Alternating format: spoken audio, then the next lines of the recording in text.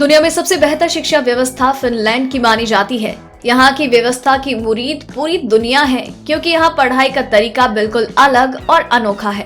दरअसल फिनलैंड की शिक्षा व्यवस्था कई लोगों को अटपटी भी लग सकती है, लेकिन यहाँ पढ़ाई के तरीकों पर रोज नए प्रयोग किए जा रहे हैं। इन्हें स्कूलों में अपनाया भी जा रहा है, ताकि बच्चे पढ़ाई के बोझ तले दबे नहीं, बल्कि बिना किसी दबाव के उनमें निखार आए। यहाँ बच्चों को वैज्ञानिक तरीके से पढ़ाने पर जोर दिया जाता है। उनकी क्षमता और योग्यता को अंक के आधार पर नहीं आंका जाता, न ही बच्चों के तुलनात्मक विकास पर चर्चा होती है।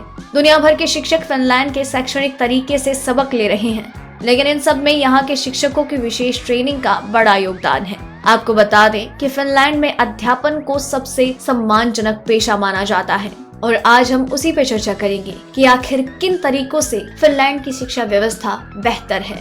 नंबर 1, भारत में जहां एक तरफ गरीबों ने समान शिक्षा व्यवस्था की नींव हिला दी, वहीं फिनलैंड की कामयाबी यही समान शिक्षा व्यवस्था बनी। फिनलैंड एक ऐसा मुल्क है जिसने अपने छात्रों के लिए 16 साल तक शिक्षा 100% मुफ्त कर दी है। नंबर 2,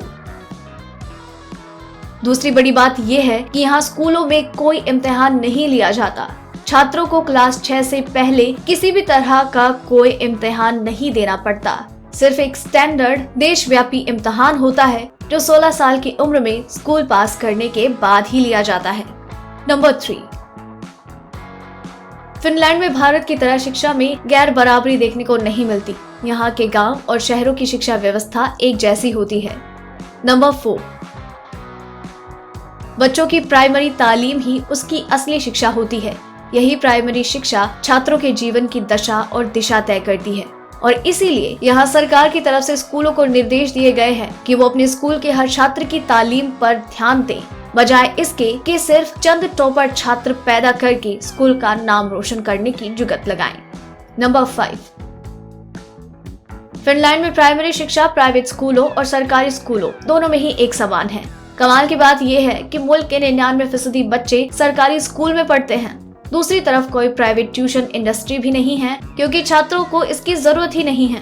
ट्यूशन के बजाय 30% छात्रों को 9वीं क्लास तक टीचर्स के द्वारा अलग से पढ़ाई में मदद दी जाती है। नंबर 6, यहाँ छात्रों पर सुबह जबरदस्ती स्कूल जाने का दबाव नहीं होता, बल्कि वो अपनी मर्जी से खुशी खुशी स्कूल जाते हैं। बच्चों को अपने ढंग से पढ़ाई करने की छूट दी जाती है। बच्चे क्लास में बांसुरी बजाते हैं, उनको अंग्रेजी भी मस्ती के अंदाज में सिखाई जाती है।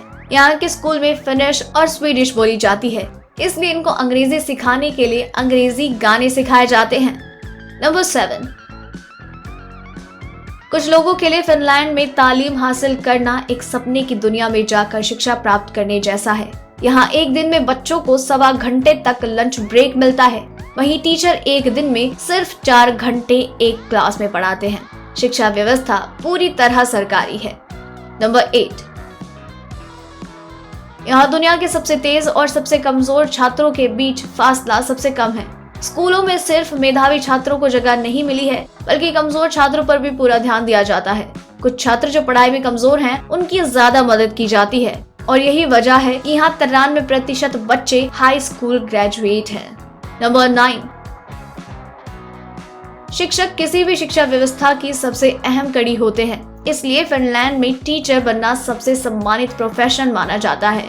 यहाँ लोग डॉक्टर या इंजीनियर नहीं, बल्कि टीचर बनना सबसे शान की बात समझते हैं। सभी शिक्षकों के लिए मास्टर की डिग्री होना अनिवार्य है।